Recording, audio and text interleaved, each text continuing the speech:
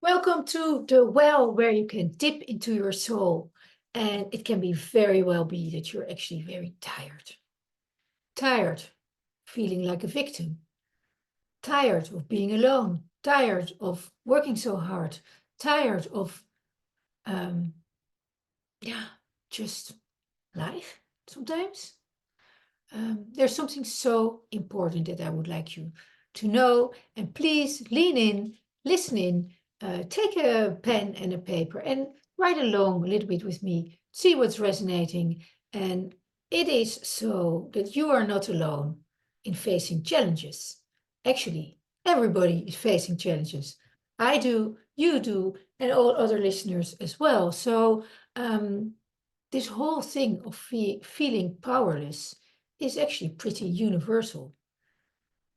There is a difference, though, that you can dwell into these feelings a lot of the time, or you can very quickly shift out of those, reclaim your strengths, and rise above this role of victim, whether it's from your fatigue, your situation, the things that are happening to you. So, how to go about to quickly shift from feelings of victimhood or actually dwelling in victimhood to popping out of it, being the wonderful, strong, joyful person that you can be as well, and that is in you, sometimes maybe coming out. And if that person or that side of your personality is really covered, really hidden, well, then this episode is even better for you. So, acknowledging your feelings is basically the first step to take. And I think that you've been doing this. Of course, you have been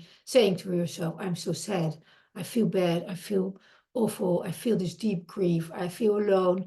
Um, and if you haven't said those words to yourself, even though those are the feelings that you have, it might be time that you really sit down, write out, speak out that you have these feelings, because acknowledging those feelings to yourself is a first step to overhearing yourself and being able to, yes, recognize them as being there, but also being able to work with them and kind of slowly change them and tweak them into different feelings, kind of upgrade away from those deeper and darker feelings. So, acknowledging the feelings that you have is a first step.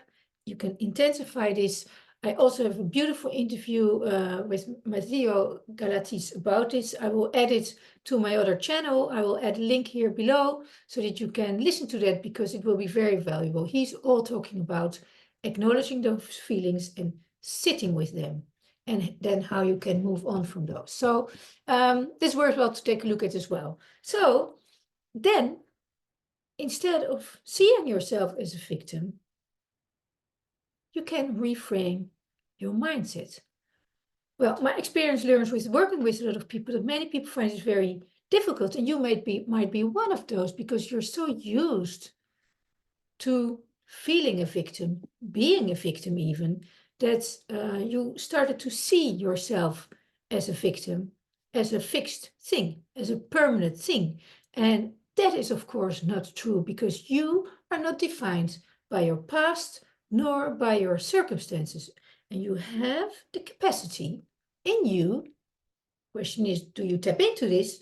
But you have the power to shape your narrative and to claim back and take control over your life and, of course, your future.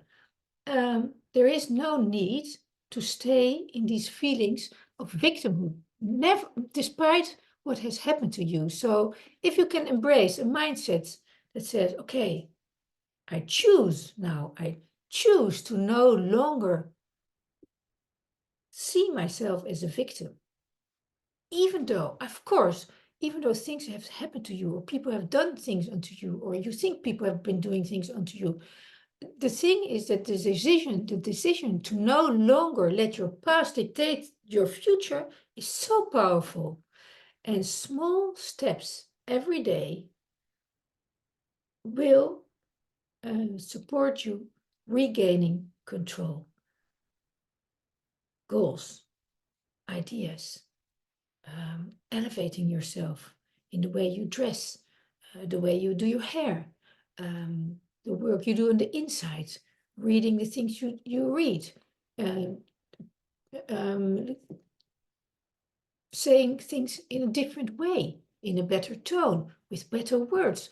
All kind of small steps you can take to really empower yourself, basically, and supporting that decision of saying, okay, I no longer am victim to my past nor my circumstances. I mean, it is so powerful and so simple. It is all by choice. And yes, you have to make that choice again and again, every day again. But you can do that. So, and once you have made the decision, once you choose to step away from this victimhood or these feelings of victimhood, you will start to understand that these feelings actually are fueled by limiting beliefs about your possibilities, limiting beliefs about your family, limiting beliefs about um, how much you deserve love. Once you start to challenge those beliefs, things start to shift.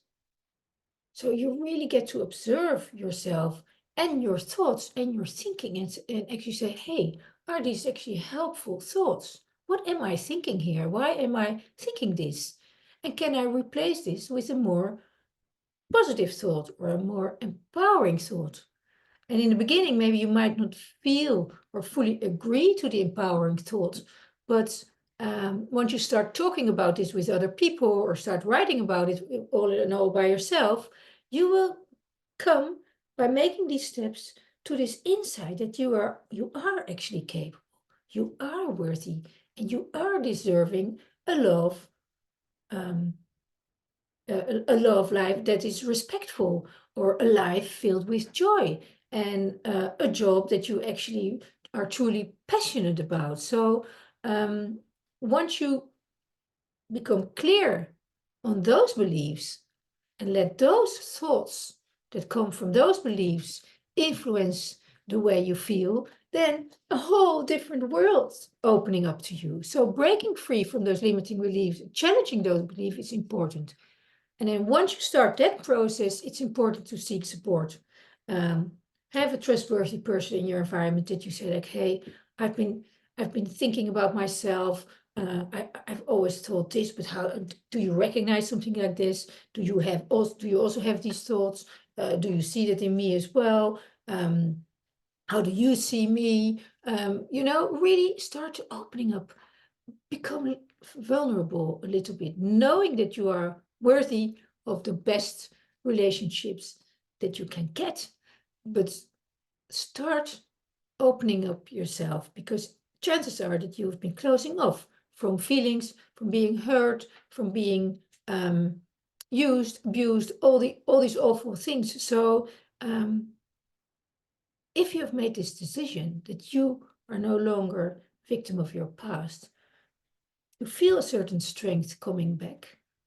That also makes it possible that you open up a little bit more, become a little bit more vulnerable, and start talking about how actually other people might see you. Because it could be that you feel a certain way and other people see you in a completely different light. So surround yourself with somebody you know can be positive to you, can uplift you, can inspire you to step up, to elevate yourself, because you can overcome any challenge. So, yeah, let today be tiptoeing into elevation, into elevating yourself, separating yourself from the thoughts that no longer serve you, and really step onto this path of a different future, a different destiny created by you, co-created by you, and yes, the coincidences, and yes, the possibilities, and yes, the setbacks, and yes, all these things and circumstances that might be coming your way still. But once you decide to navigate those with strength, with choice, no longer being a victim to those circumstances, but really carving your way through it, you will see that you are a survivor, that you are great, that you are joyful, that you are a warrior of good things, of positive things, and that you really can control your reality. So, yeah, that's what I wish for you. Start this week with purpose, for joy, and fulfillment. And remember, again, you are not defined by what happens to you. You define yourself by how you rise above it. So I would like to say happy elevation.